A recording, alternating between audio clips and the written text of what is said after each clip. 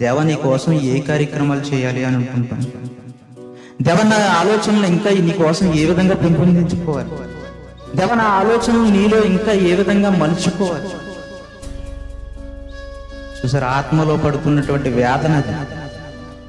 అదే ఆత్మలో పడే వేదన గనక మనకు లేకపోతే దేవుని మీద ఆశ ఉండదు, దేవుని మీద ఎటువంటి ఆలోచనలు కూడా ఉండవు. ప్రియులారా,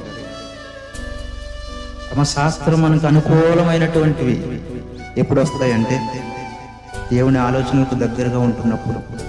ఇప్పుడే ఆత్మలో దీనత్వం కలిగి ఉంటుంది. అలాంటి వారికే దేవుని రాజ్యం ఇస్తానంటున్నారు దేవుడు. ఆలోచించండి ప్రియులారా, మన జీవితాలు ఎప్పుడు ముగిసిపోతాయో మనకి మరలా జ్ఞాపకం పరుస్తూ, ఎప్పుడు ముగిసిపోతాయో తెలియదు. ఈ రోజు ఉన్న మనము రేపు కనుమరుగైపోయినటువంటి స్థితుల్లోకి వెళ్ళిపోతాం.